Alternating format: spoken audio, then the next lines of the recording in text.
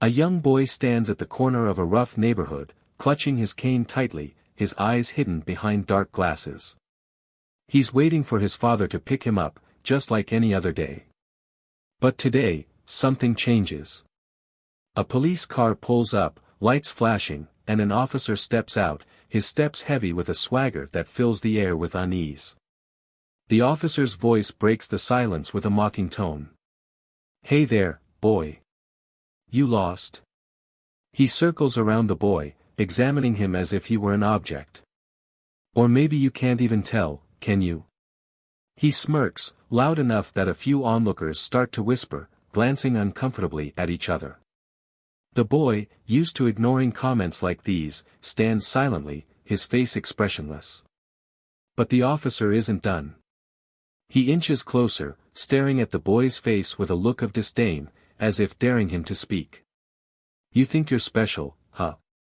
Walking around here like you own the place," he says, shaking his head. "Look at you, can't even see the road in front of you."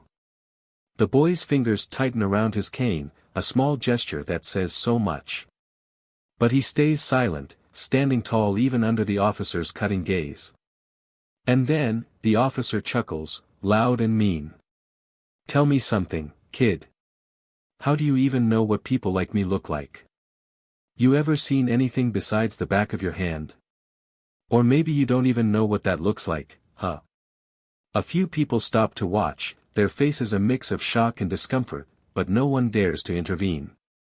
The officer's words hang in the air, cruel and sharp, meant to break down and belittle. The boy's face is still calm, but there's a hint of hurt in his expression, an emotion he fights to hide. Then the officer leans in closer, his voice dropping to a cold whisper. "People like you, you think you're so important. But in the end, you're just another kid from nowhere who'll be forgotten in no time. You don't matter." Just as the boy takes a breath to answer, another voice cuts through, loud and filled with authority. "What's going on here?"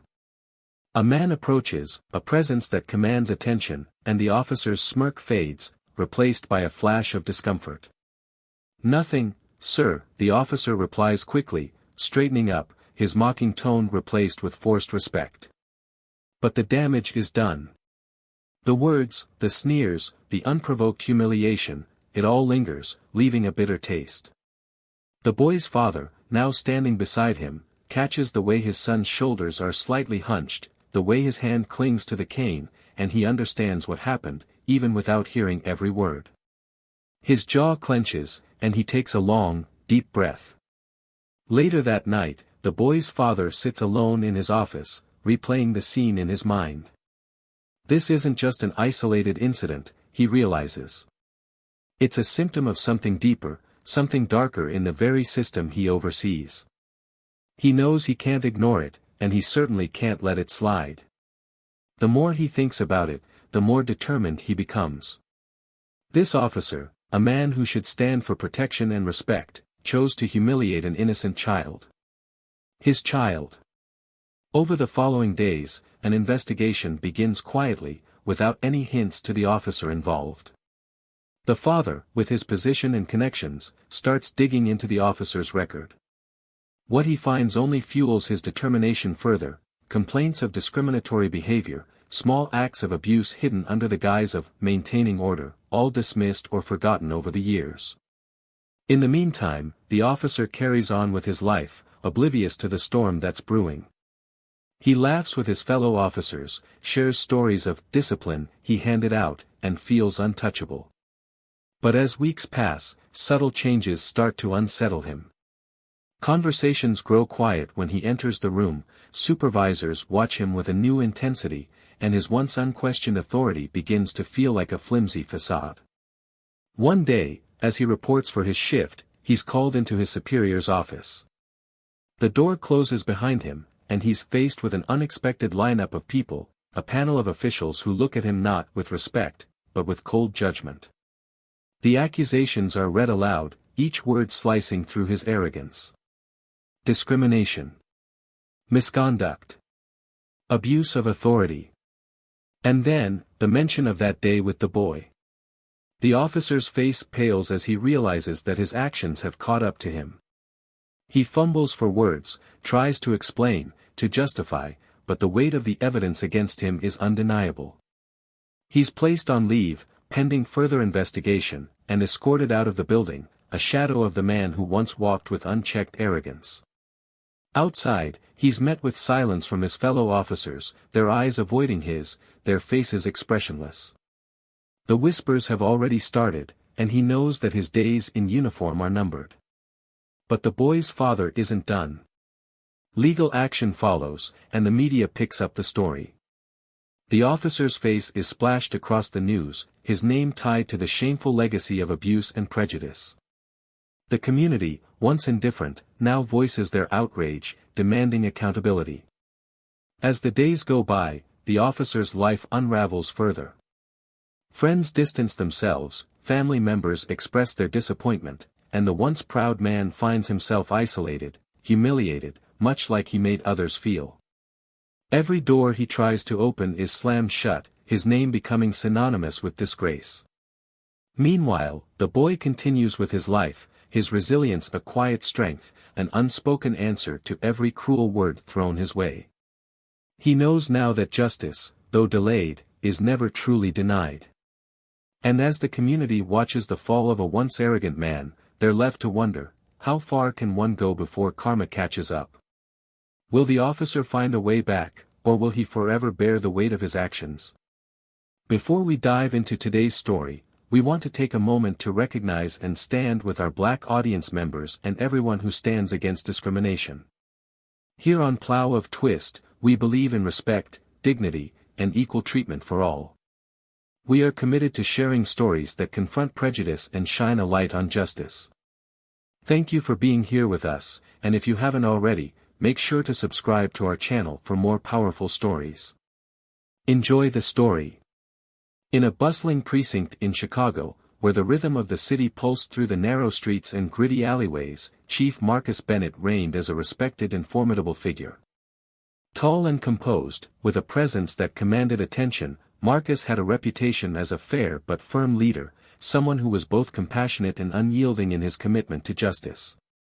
Over his decades of service, he'd earned the loyalty and respect of officers and civilians alike.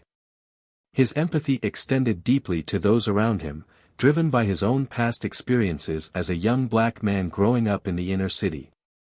To him, every badge came with a responsibility, a solemn vow to uphold not just the law but the dignity of every person who crossed his path. For Marcus, family was everything. His pride and joy was his son, Tyler, a bright, resourceful, and insightful 14-year-old who navigated the world with a profound resilience. Tyler had been blind since birth, a condition his family embraced without hesitation. Though he couldn't see the world, he had a vision that surpassed most. His kindness and wit endeared him to everyone he met. To Marcus, Tyler was a reflection of strength, a reminder that challenges did not define a person, but rather the way they faced those challenges did. Marcus encouraged Tyler to be confident, to embrace his independence, and to trust in his own capabilities. Tyler, for his part, loved exploring his neighborhood with his cane in hand, taking in the sounds, smells, and textures of the city. The hum of passing cars, the laughter of children in the park, the distant bark of a dog, they all painted a vivid picture of the world around him. Tyler was deeply observant and had a knack for understanding people, an intuition that often caught his father by surprise. Marcus had always emphasized that Tyler should never allow his blindness to be an obstacle, and Tyler took those words to heart. While others might underestimate him, he had learned early on to hold his ground, to face his challenges head-on, and to stay true to himself, no matter how others saw him. One autumn afternoon, as a chill began to settle over the city, Tyler waited at the corner of his favorite park, his cane tapping lightly against the sidewalk. It was a routine he loved, waiting for his dad to pick him up after school, listening to the murmur of life around him. He enjoyed the independence of navigating his way there alone, a quiet pride that came from proving to himself, and perhaps to the world, that he was capable of handling the city streets on his own. As he stood there, he became aware of a vehicle slowing down beside him. The sound of tires on asphalt, the faint hum of the engine, and then the unmistakable crackle of a police radio told him it was a squad car. He smiled slightly, thinking maybe it was one of his father's colleagues who recognized him. But instead of a friendly greeting, he heard a voice that struck him like a slap, a harsh, mocking tone that carried an unmistakable disdain. "Hey there, kid," the officer drawled, his voice dripping with a blend of amusement and irritation. "Lost or something? You look a little out of place." Tyler hesitated, gripping his cane a little tighter, his senses sharpening as he picked up on the officer's intent. He chose not to respond, hoping the man would move on. But instead, the officer took a step closer, his presence looming over Tyler. "What's the matter?" "Can't even answer a simple question," the officer continued, his voice loud and sneering. "Or maybe you just don't know where you are. You even know who you're talking to?" Tyler remained silent, feeling a rush of heat prickling his skin, a mixture of anger and frustration that he fought to contain. He had been taught to handle situations with dignity, to rise above cruelty, but this was different. The officer's voice was filled with a contempt that was palpable, each word laced with a venom Tyler could feel in his bones. "Come on, kid," the officer sneered. "You think you're some kind of hero, walking around here like you're somebody special?" His voice dropped to a low, cold whisper. "Let me tell you something, you're just another nobody in this city, understand? People like you don't matter." The words hit Tyler harder than he cared to admit, each one sinking deep, leaving a sting he couldn't shake. He swallowed hard, his throat tightening, as he forced himself to keep standing tall. He wouldn't give this man the satisfaction of seeing him falter.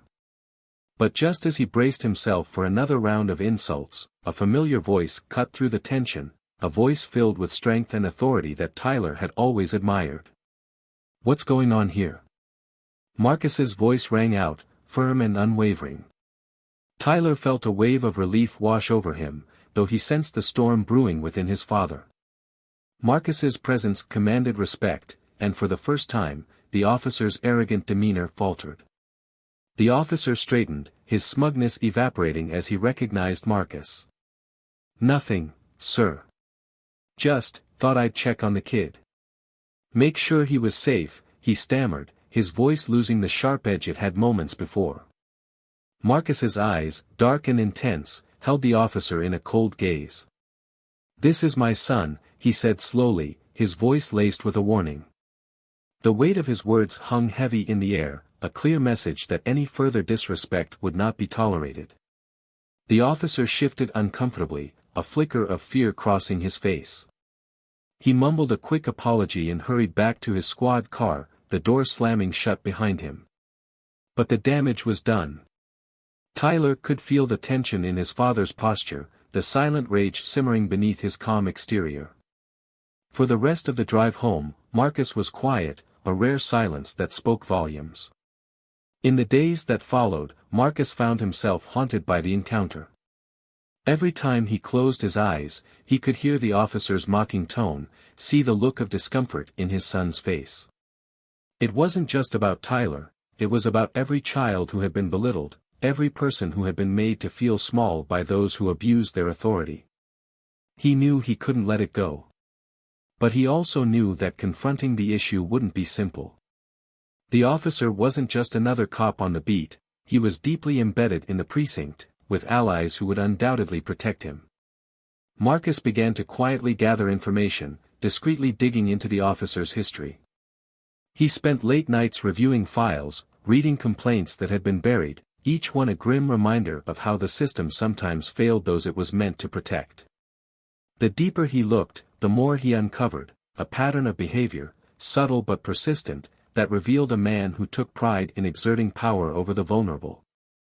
Meanwhile, Tyler tried to move on, but the experience lingered, a shadow he couldn't shake.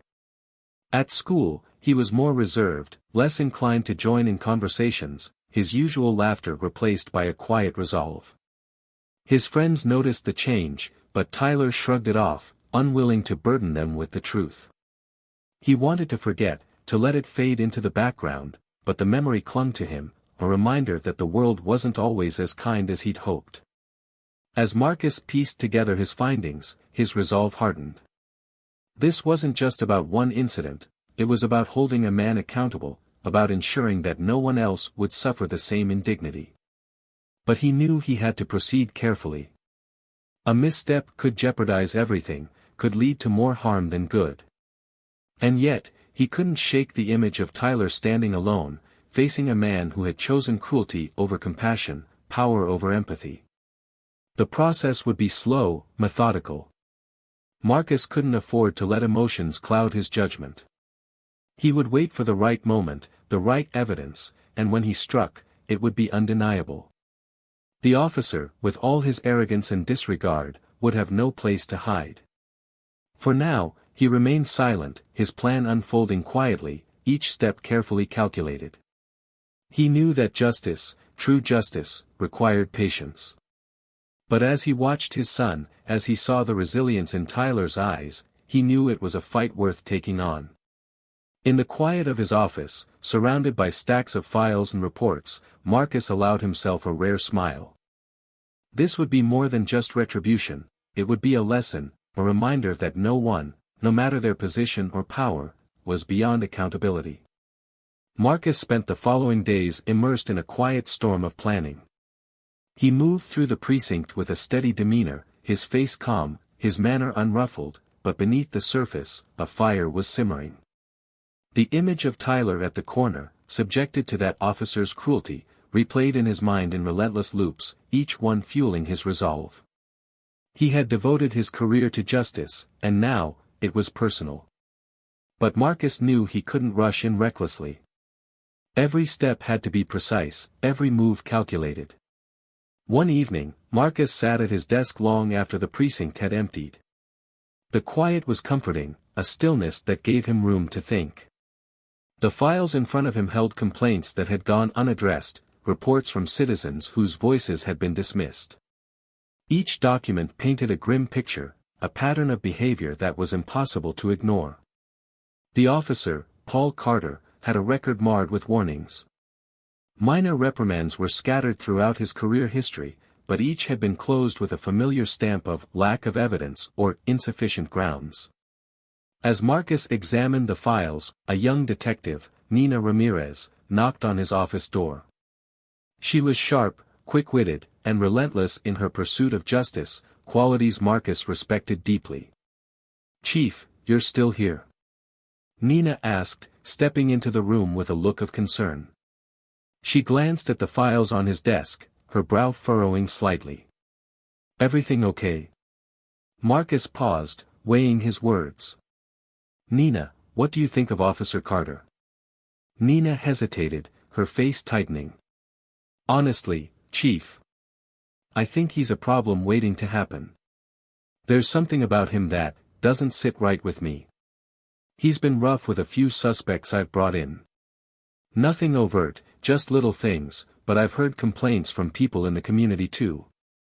Marcus nodded, tapping his fingers against the desk. "That's what I was afraid of. There's a line he crossed recently. I can't let it slide."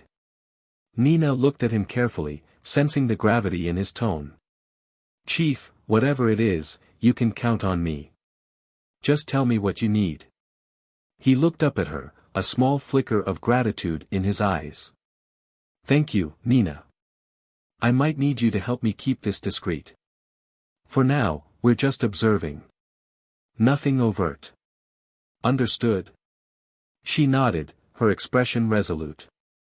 "Understood." In the days that followed, Marcus and Nina worked quietly. They kept their interactions with Carter to a minimum, but watched closely, noting every detail, every interaction. Carter, oblivious to the scrutiny, carried on as he always had, swaggering through the precinct with a confidence that bordered on arrogance. One afternoon, as Marcus was going through a routine briefing, he overheard Carter in the break room, talking to a group of officers. "Some people around here," Carter was saying, his voice loud and careless, "they don't belong on these streets. Acting like they're something special when they're not. But hey, I just remind them where they stand. And you should see how quick they fall in line. Marcus clenched his jaw, keeping his face neutral as he continued his briefing. Inside, he could feel the anger flaring, but he swallowed it down. Now wasn't the time. Later that night, Marcus found himself talking with Tyler. They sat together in the living room, a comfortable silence between them. But Tyler sensed his father's tension and broke the silence with a quiet question. "Dad, is something wrong?" Marcus looked at his son, taking in his calm, composed face. "Tyler, you're stronger than anyone I know. What happened that day? I don't want you to carry it with you. It's not worth it." Tyler nodded, his expression thoughtful. "I know, Dad. I've moved on. But it doesn't mean it didn't hurt.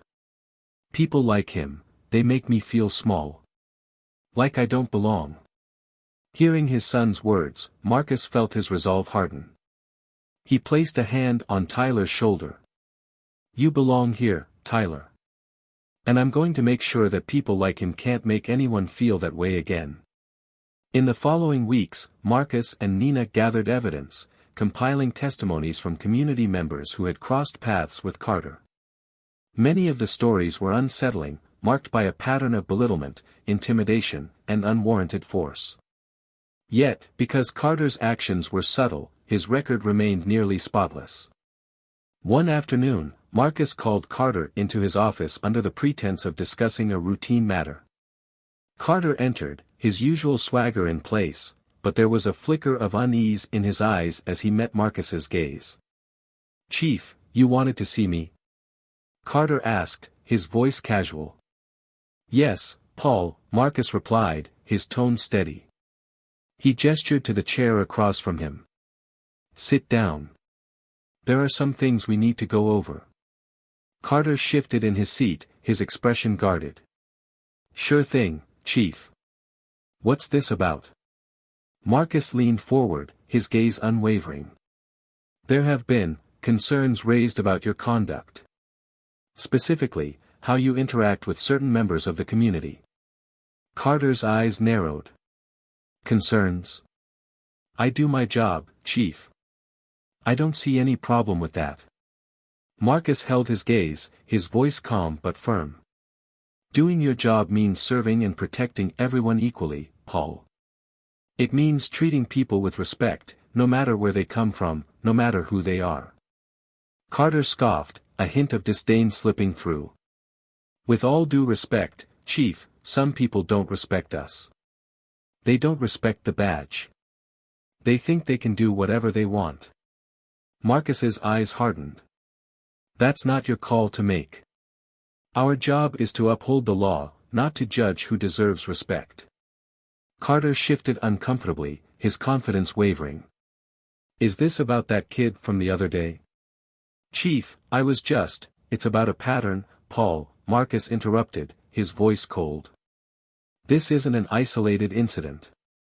I've looked into your record. There are complaints, subtle instances that you thought no one noticed. But they add up. You've been walking a dangerous line." Carter's face flushed, his composure cracking. "Chief, with all due respect, you're making a mountain out of a molehill here. Those complaints are just noise from people who don't like cops. They're trying to make me look bad." Marcus leaned back, his expression unreadable. "I'd advise you to tread carefully, Paul. This precinct serves everyone, and there's no room for discrimination here. Consider this a warning." Carter left the office, his face a mix of anger and resentment.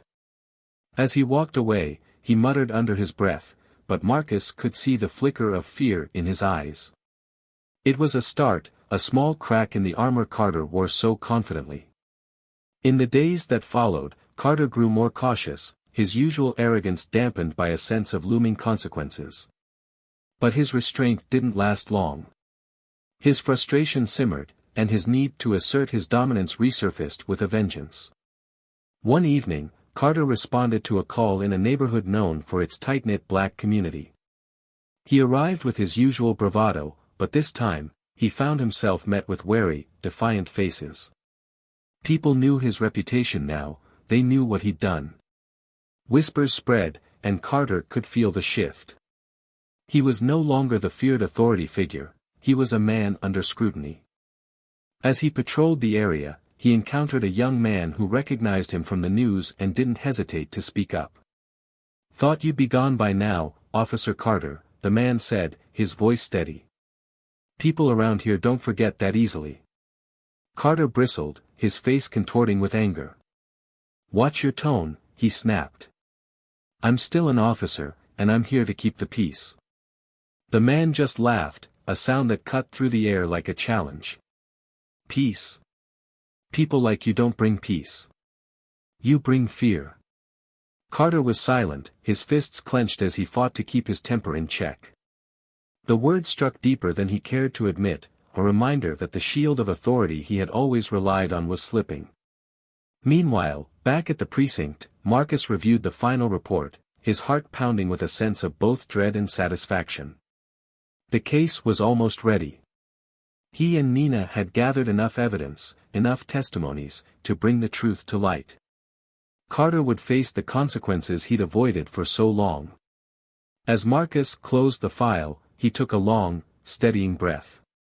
He knew the path ahead would be difficult, that there would be backlash and resistance. But he was ready, prepared to face whatever came next. He glanced at his phone, the screen lighting up with a message from Tyler. "Dad, when are you coming home?" The message was simple, but it filled Marcus with a renewed sense of purpose. This was for Tyler, for everyone who had ever been made to feel small, for every voice that had gone unheard. The final confrontation was coming, and Marcus knew it would change everything. In the echoing silence of the precinct's main hall, Officer Paul Carter stood rigid, his fingers clenching and unclenching at his sides. Around him, the usual buzz of chatter had quieted, and an air of tense anticipation filled the space.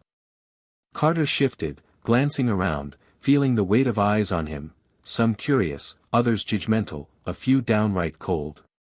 His confidence was faltering, but he masked it with a hardened stare. He was here for what he thought would be a routine briefing, yet something felt off. He hadn't expected the way people watched him, as if waiting for something to happen. Just as he began to wonder if he was imagining things, the door to the chief's office opened, and Marcus Bennett stepped out. His expression was unreadable, his movements slow and deliberate as he approached Carter. "Officer Carter," Marcus said, his voice carrying a calm authority that held everyone's attention. "In my office. Now." The order was simple, spoken softly, but the edge in Marcus's tone left no room for questions.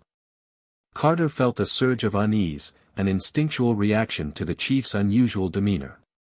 He glanced around, searching for a familiar, supportive face among his colleagues, but found only impassive expressions.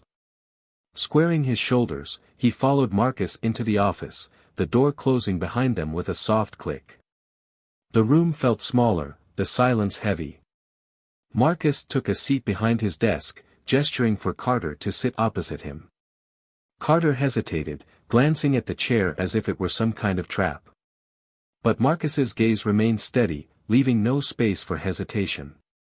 Slowly, Carter lowered himself into the chair, crossing his arms defensively. "So, what's this about, Chief?" Carter asked, attempting a casual tone, though his voice wavered slightly. Marcus leaned forward, his face calm but his eyes sharp. "I think you know, Paul." Carter's mask of confidence cracked just slightly. "Look, if this is about that kid. I was just doing my job." "I don't see why. It's not just about that kid," Marcus interrupted, his voice low and firm. "It's about a pattern. A pattern of behavior that's been overlooked for far too long." Carter's jaw tightened, his face hardening. "With all due respect, Chief, I don't think it's fair to drag up old stories. Complaints happen all the time. People don't like cops, it's part of the job." "This isn't about whether people like us," Marcus said, his voice calm but unyielding. "This is about respect. About understanding what it means to wear that badge. And you, Paul, have shown a complete lack of it."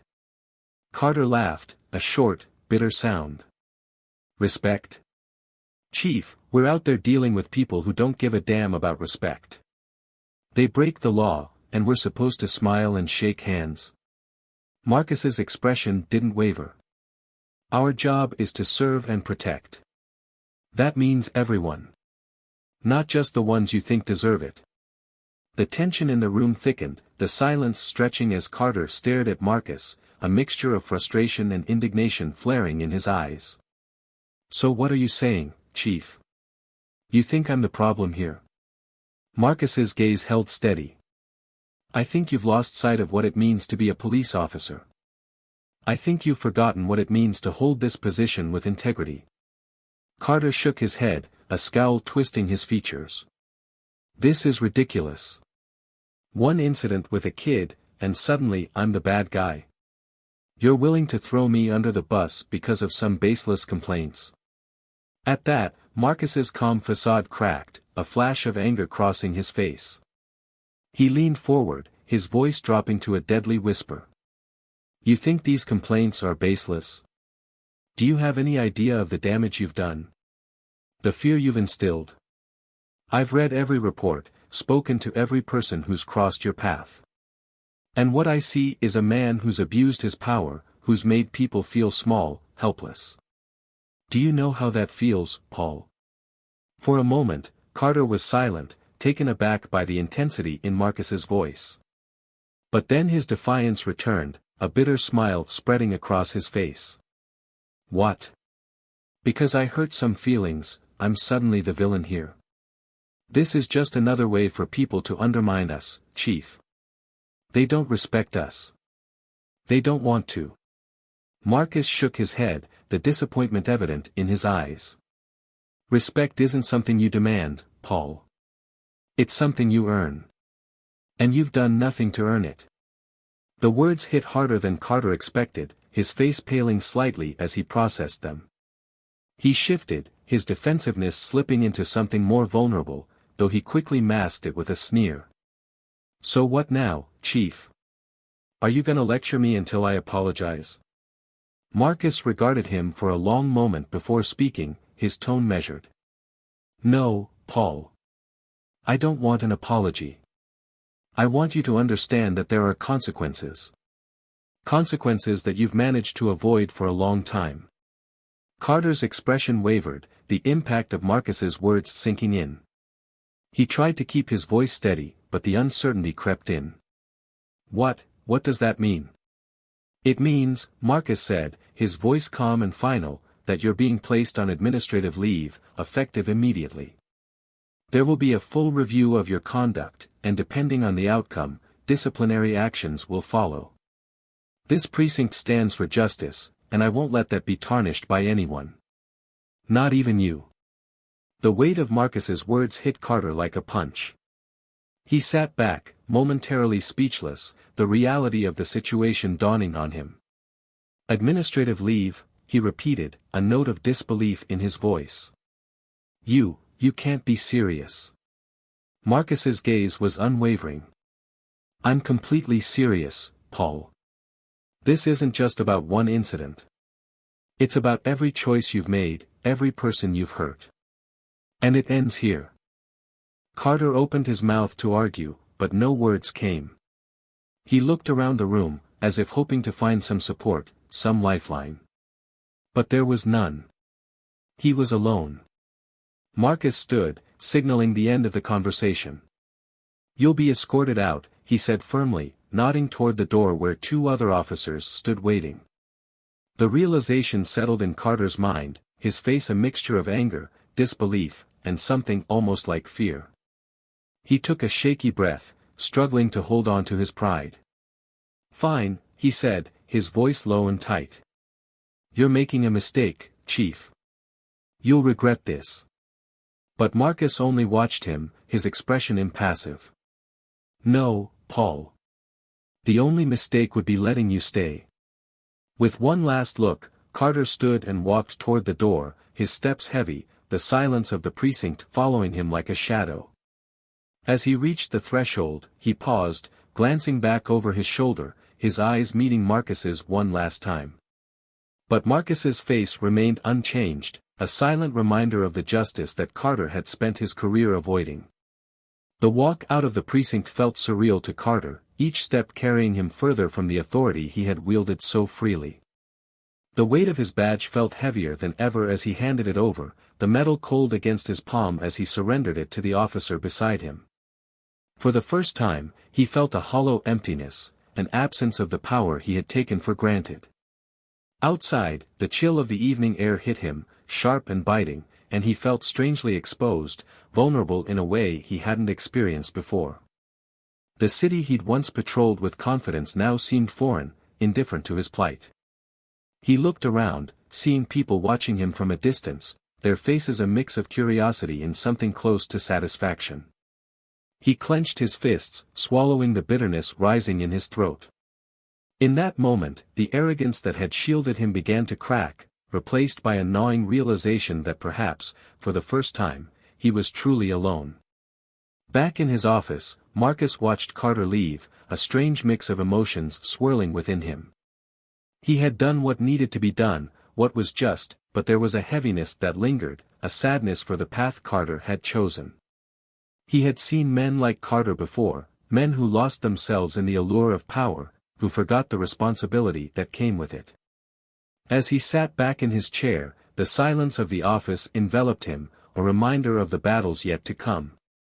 This was only the beginning. He knew that there would be resistance, backlash from those who saw Carter as an embodiment of strength rather than of corruption.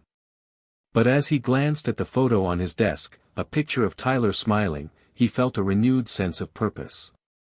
This fight was bigger than one man, it was about the values he wanted to leave behind, about the legacy of justice he wanted to instill. In the precinct, conversations had resumed, whispers spreading like wildfire, each officer exchanging glances as they absorbed the impact of what had just unfolded. Some nodded approvingly, others looked troubled, but the message was clear, there was a shift in the air, a reminder that no one, not even those in power, was beyond accountability. And as the evening descended over the city, Marcus sat in his office, his gaze steady, his mind prepared for the challenges ahead. The storm had only just begun, but he was ready to face it. As the days passed, word of Carter's leave spread through the precinct, stirring tension among the officers. Some were shocked, others relieved, and a few quietly harbored resentment. In a profession where loyalty often held precedence over ethics, the chief's decision to hold one of their own accountable was unsettling, if not divisive. For Marcus, however, the response was expected. He had weathered storms before, and he knew that standing by his values meant taking on whatever consequences came his way. One evening, Marcus found himself in his office, looking over his notes, reviewing the final details of the case against Carter. He knew the internal review was only the beginning. Soon, the public would hear the full story, and the impact would ripple beyond the precinct walls. But that was a battle he was willing to face. He had no choice, not when the stakes were so personal. A knock at his door broke his concentration. He looked up to see Nina Ramirez standing there, her face a mixture of empathy and determination. She stepped inside, closing the door softly behind her. "Chief," she began, her tone quiet, "I just wanted to say. I know this hasn't been easy. You've done the right thing, and a lot of us see that. Even if we don't say it out loud." Marcus nodded, a faint smile crossing his face. "Thank you, Nina. I appreciate that." She hesitated, glancing toward the window before looking back at him. "But you know some of the others, they're not taking this well. There's talk going around that this could set a precedent they're not comfortable with. They're worried you'll be stricter." Marcus's eyes narrowed slightly, his expression thoughtful. "Stricter about accountability?" he asked, his tone pointed. Nina's face softened in response, a subtle smile tugging at the corner of her mouth. "You and I both know it's not about that. It's about loyalty, about the unspoken code. Some people aren't ready to see it challenged." Marcus leaned back, crossing his arms. "I understand. But loyalty isn't a free pass to ignore what's right. It's about building a foundation that we can all stand on, together. And if a few people aren't ready to face that, well, maybe they're in the wrong line of work. Nina nodded, her gaze steady.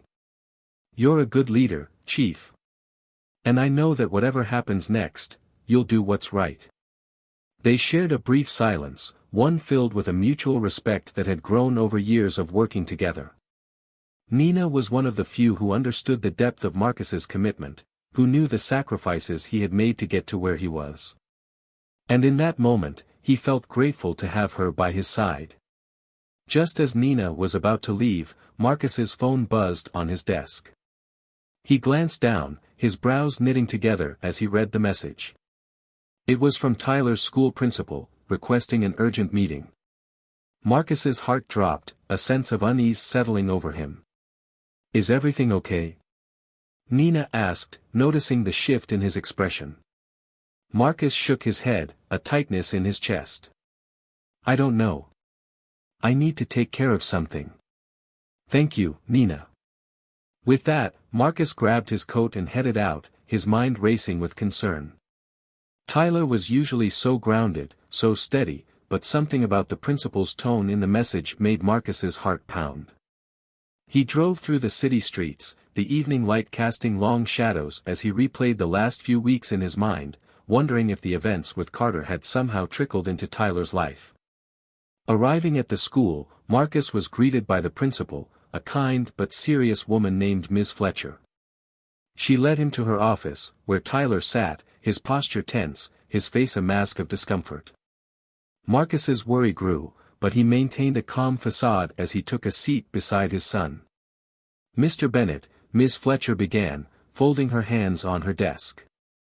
I wanted to speak with you about a situation that occurred today. Marcus glanced at Tyler, who avoided his gaze, his shoulders hunched. What happened? Marcus asked, his voice steady but filled with concern. Ms. Fletcher took a breath. There was an incident in the hallway. Some students were making comments about Tyler. They said things, hurtful things related to the news about Officer Carter. Marcus's jaw tightened, his gaze shifting to Tyler, who still wouldn't meet his eyes. What kind of comments? They were accusing Tyler of being the reason Officer Carter is in trouble.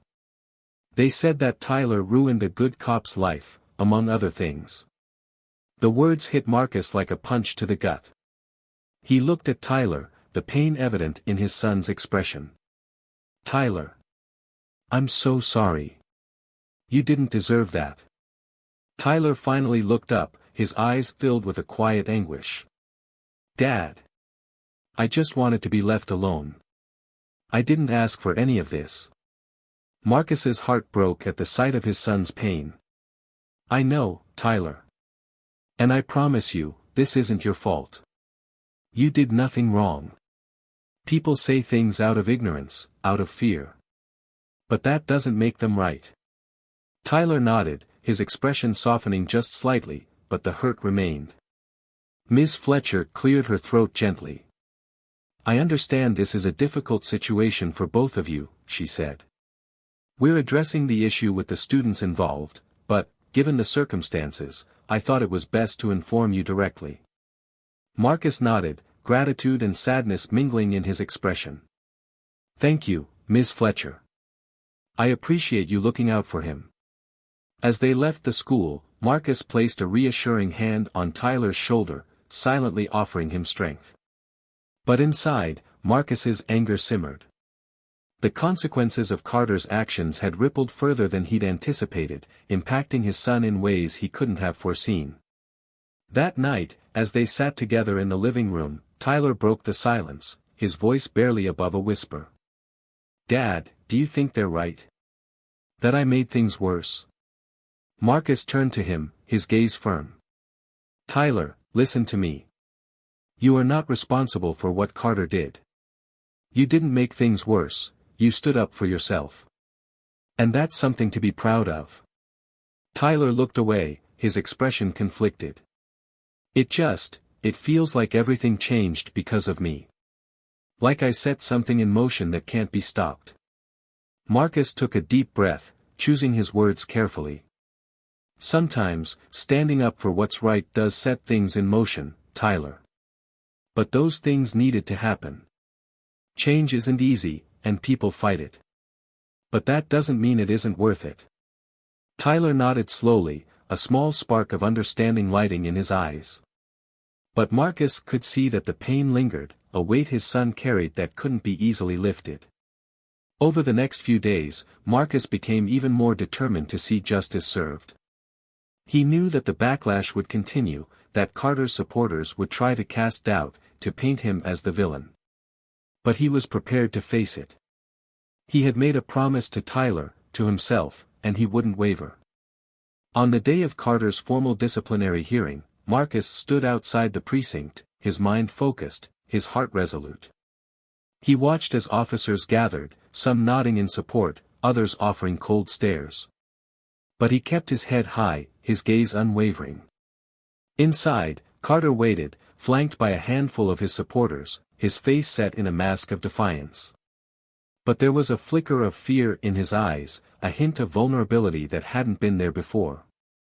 When Marcus entered the room, the tension was palpable.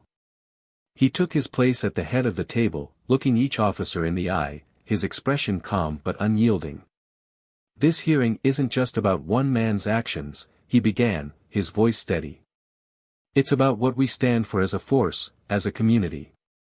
We have a responsibility to protect and serve every person in this city, without prejudice, without favoritism." Carter scoffed, a bitter smile twisting his lips. "So that's it, Chief? You're throwing me under the bus to make a point?" Marcus's gaze didn't waver. "This isn't about throwing anyone under the bus, Carter. This is about holding you accountable for actions that have harmed the people we're sworn to protect. You took an oath, the same as all of us, and you've broken it time and time again." Carter's face flushed, his composure slipping. "You don't understand, Chief. Out there, it's different. People don't respect us. They don't follow the rules." Marcus's voice grew sharper, his words carrying a quiet fury. "Respect isn't something you force, Carter. It's something you earn. And you've spent years taking advantage of your position, using fear instead of trust. That's not what this badge stands for." The silence in the room was thick, each officer grappling with the weight of Marcus's words. Some shifted uncomfortably, others nodded in agreement, a shared understanding forming among them. Carter stared at Marcus, his face a mask of defiance, but his eyes betrayed him. For the first time, he looked lost, his arrogance crumbling under the reality of his actions. "So what now?" Carter muttered, his voice hollow. "I'm just done." Marcus met his gaze, a flicker of empathy in his eyes, but his resolve remained firm. "You made your choices, Paul. Now it's time to face the consequences." The decision was made, the hearing concluded. As Carter was led from the room, Marcus felt a strange sense of calm wash over him, a quiet relief that justice had been served, that he had fulfilled his duty, not just as a chief, but as a father. Walking out into the sunlight, Marcus felt a renewed sense of purpose, a reminder of why he had chosen this path. And as he looked toward the future, he knew that this was only the beginning of a journey that would shape not just his life, but the lives of everyone he served. After Carter's dismissal, the precinct's atmosphere shifted noticeably, though not all for the better. Tensions ran high, and an undercurrent of mixed emotions lingered among the officers. Some whispered in agreement with Marcus's decision, grateful for his stand on integrity and accountability. Yet, others, those who had viewed Carter as a loyal peer and ally, nursed resentment, feeling betrayed by what they considered an unforgiving punishment. For Marcus, this division wasn't unexpected. Upholding justice often came with a price, and as chief, he had learned to carry that weight. But this time, the stakes felt higher, more personal. His decision had left the precinct in a vulnerable state, and there were days when the discontent was palpable. Still, Marcus remained resolute, immersing himself in the tasks at hand, quietly observing the reactions of his team. In private, he often discussed the events with Nina Ramirez, his confidant in these difficult times. She'd seen firsthand the complexities of the situation, and her insight provided Marcus with a sense of reassurance, a reminder that his choices were rooted in fairness, not in vendetta. One afternoon, Nina knocked on his office door and entered, her expression serious. "Chief, we need to talk. There's a lot of chatter going on. Some of the officers are starting to think the decision you made wasn't fair." Marcus nodded, motioning for her to take a seat. "I know, Nina. I hear it too. I understand that not everyone sees things the way I do. But fairness doesn't always feel comfortable. It's not about easing their concerns. It's about what's right." Nina leaned forward, her brows knitting together. "That's true, but some of them think you've set a new precedent, one they're not entirely comfortable with. They think it could be them next." Marcus exhaled, considering her words. Maybe that's exactly what needs to happen. We can't let people get too comfortable with the idea that a badge means immunity from responsibility. If they're worried, maybe they need to think about why. Nina nodded slowly, her gaze thoughtful. "I get it, Chief. But not everyone's ready to see it that way. There's talk that Carter's planning to fight the decision, possibly even take it public." Marcus's expression darkened, a flicker of concern in his eyes. "He's free to do that if he chooses. But he knows the truth. There's enough evidence to justify every action I've taken. If he goes public, he risks exposing even more of his behavior." Nina sighed, leaning back. "I hope you're right. Just, be careful, Chief. People like Carter don't go down quietly." As days turned into weeks, Marcus noticed that the tension within the precinct showed no sign of easing. Certain officers openly displayed their disapproval, while others seemed to walk on eggshells, unsure of where they stood in the shifting atmosphere. Marcus held his ground, firm in his belief that he had acted in the best interest of the community and the integrity of the force. But he was keenly aware of the growing divide, a feeling that left him both frustrated and determined. Outside of work, Marcus tried to shield Tyler from the backlash, though the young boy was perceptive enough to notice the strain his father carried. Tyler had started asking subtle questions, sensing the toll the situation was taking on his dad. Marcus answered with care, doing his best to reassure his son that justice, though difficult, was worth the challenges. One evening, as they sat together in the living room, Tyler turned to his father, his face thoughtful. "Dad, do you think they're right? The other officers? Do they think you did something wrong?" Marcus paused, considering his answer carefully. "Some of them do, Tyler.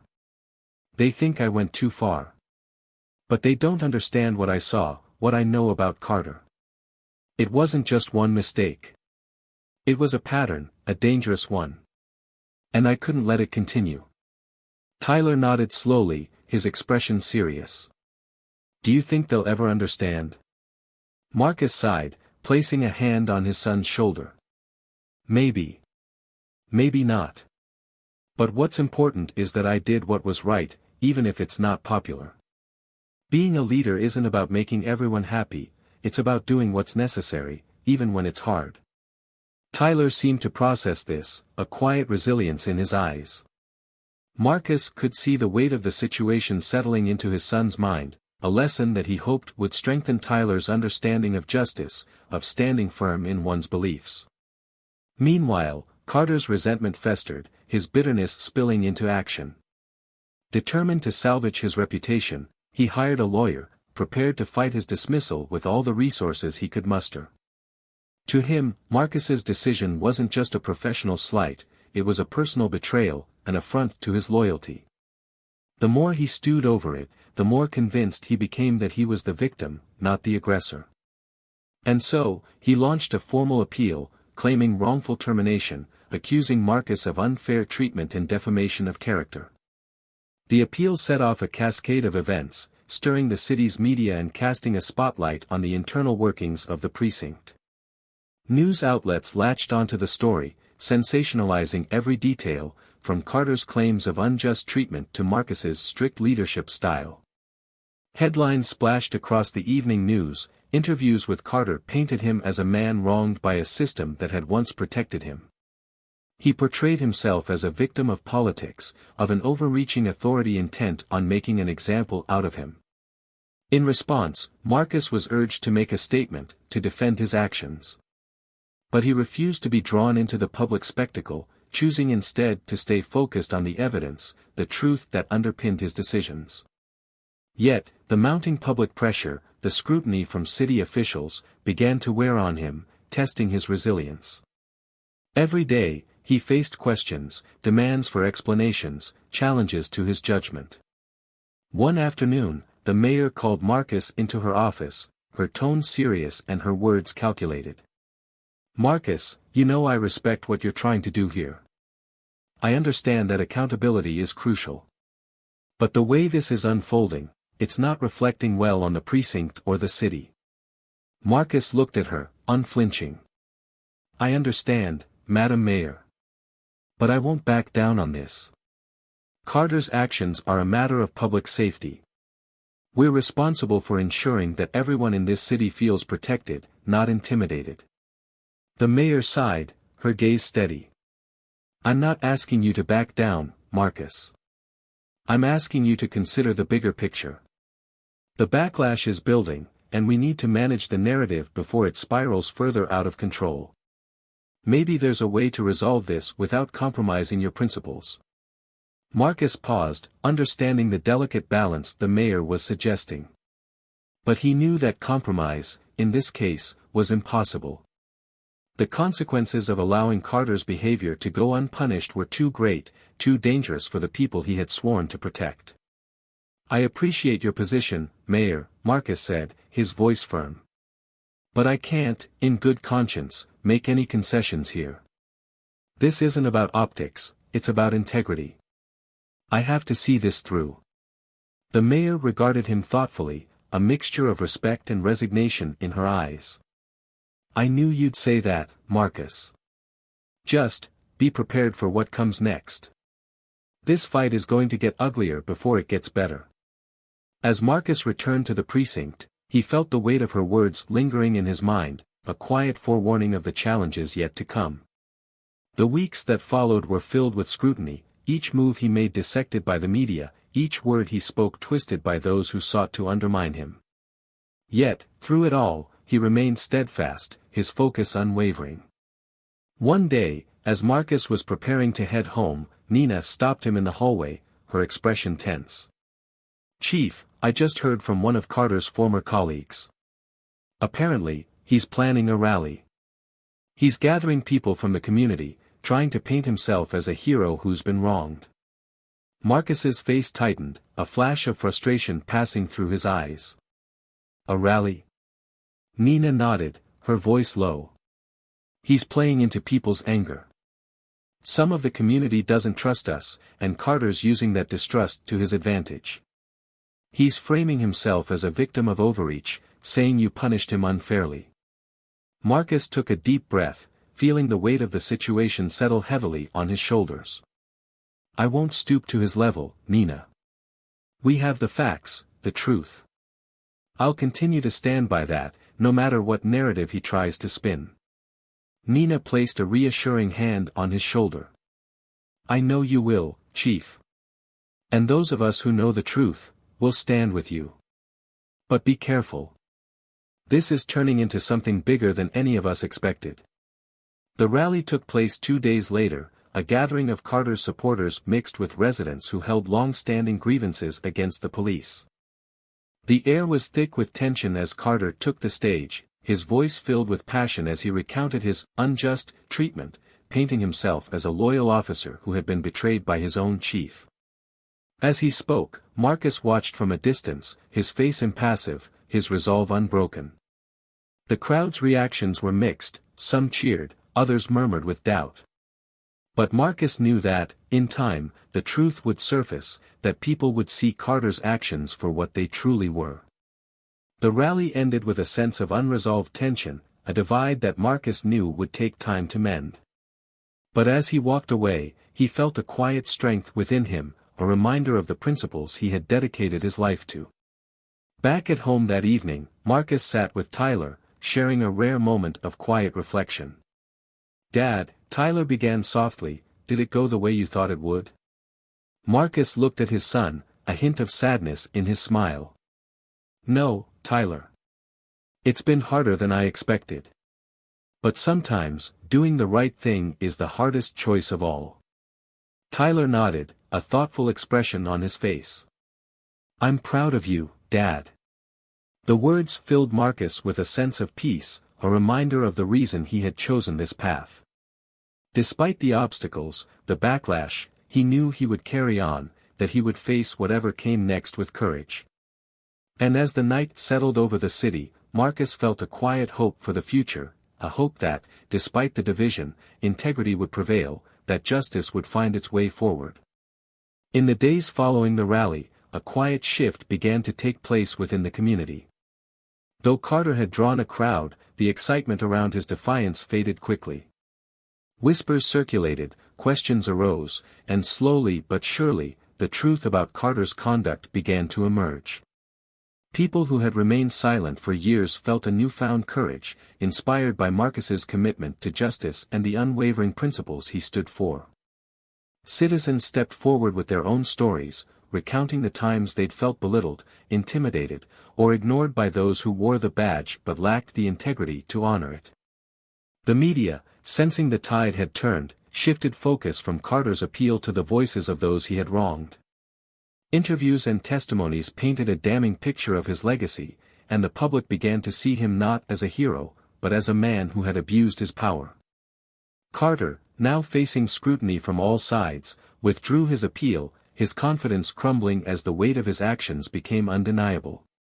His so-called supporters faded into the background, distancing themselves from a man whose fall from grace was now all but complete. For Marcus, the vindication was both satisfying and bittersweet. He had fought not only for justice but for the very foundation of the community's trust. Yet he knew that the work was far from over. Rebuilding faith in the precinct was a long road, one that required continued dedication and transparency. He began implementing new initiatives, introducing community meetings, and creating safe spaces where citizens could voice their concerns directly to the force. Under Marcus's guidance, the precinct slowly evolved, its purpose aligning more closely with the ideals of respect, compassion, and responsibility that he had always envisioned. For Tyler, the journey brought unexpected growth. Inspired by his father's courage, he found his own voice, stepping forward to join the community meetings and advocating for those who, like him, had felt silenced or belittled. Though young, Tyler's experiences had made him wise beyond his years, and he became a symbol of resilience within the neighborhood, his story a reminder that strength could emerge from even the most challenging circumstances. His presence at the meetings encouraged other young people to speak up, to share their own stories, and to demand the respect they deserved. Marcus watched with pride as his son grew into a role he had never anticipated, a quiet but powerful advocate for justice. The bond between father and son deepened, strengthened by their shared journey in the values that had guided them through the storm. Meanwhile, Carter's life unraveled. Disgraced and shunned by his peers, he found himself isolated, the authority he once wielded reduced to nothing more than a hollow memory. Jobs insecurity, even in distant towns, turned him away, citing his public record. For the first time, he experienced the vulnerability he had so easily ignored in others. The walls of protection he had relied on had crumbled, leaving him to face the consequences of his choices without support.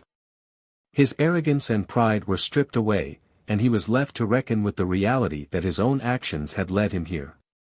In a final attempt to regain his footing, Carter reached out to Marcus, hoping for some form of redemption. He arrived at the precinct one evening, his demeanor subdued, the swagger gone, replaced by a look of desperation. Marcus met him in his office, their roles now starkly reversed. "Chief Bennett," Carter began, his voice strained, I came to ask if there's any chance for me to, maybe, start over. I know I made mistakes. Big ones. But I'm asking if you'd consider helping me. Just, give me one last chance. Marcus regarded him in silence, his expression unreadable. The man before him was barely recognizable from the officer who had once wielded authority with such arrogance. For a long moment, Marcus considered his response, the weight of the decision heavy on his mind. "Carter," he finally replied, his voice calm but firm, "this isn't about me giving you another chance. It's about you finding a way to take responsibility. You've hurt people. Damaged lives. And redemption isn't something I can grant you. It's something you have to earn. Somewhere else." The words hung in the air, final and unyielding. Carter's face fell, his last glimmer of hope extinguished. He nodded, a look of resigned understanding crossing his face, and without another word, he turned and left, his footsteps echoing in the silent hallway. In the months that followed, the precinct continued its transformation. Marcus's leadership attracted attention beyond the community, garnering recognition from city officials and advocacy groups. His reforms became a model for other precincts, inspiring change that rippled outward, extending far beyond the walls of his own department. As for Tyler, he grew more confident with each passing day, his role in the community evolving. He spoke at local events, advocating for change and sharing his journey as a testament to resilience. People listened to him, drawn to his sincerity and strength, and he quickly became a respected voice for youth and those living with disabilities. The pride Marcus felt watching his son blossom into a leader was immeasurable, a fulfillment of all the lessons he had tried to instill. One evening, as they sat together at home, Tyler turned to his father, his face thoughtful. "Dad, do you think people can really change?" Marcus looked at him, understanding the depth of the question. "I think people can change, Tyler. But only if they're willing to face their mistakes, to make amends, and to work towards something better. Change isn't easy. It requires humility and honesty. And not everyone is ready for that." Tyler nodded, processing his father's words. "I guess that's why some people never do." Marcus placed a reassuring hand on his son's shoulder. "Maybe. But you've shown that change is possible, Tyler. By speaking up, by standing strong, you've already made a difference. That's the kind of change this world needs." The quiet satisfaction of justice served, of lessons learned, settled over them. For Marcus, this journey had tested everything he believed in, yet it had also strengthened his commitment to lead with integrity, to ensure that justice and compassion could coexist within a system so often challenged by conflicting values. And now, dear listener, as we close this story, let's take a moment to reflect. What does it mean to hold power responsibly? What sacrifices are we willing to make to ensure that everyone, regardless of their background, feels protected and respected? This story reminds us that true strength lies not in authority but in the courage to stand up for what's right, even when it's difficult. Marcus's journey shows us the power of resilience, of integrity, and of believing in justice when no one else does. What would you have done in his place? Would you have taken the risk, knowing the personal cost? Or would you have turned away, letting things stay as they were? Share your thoughts below, and let's start a conversation about accountability, justice, and the role we all play in creating a fairer world. Thank you for joining us on this journey. If you found this story inspiring, consider subscribing to Tales of Twist for more narratives that challenge, inspire, and entertain. We'll see you in the next story.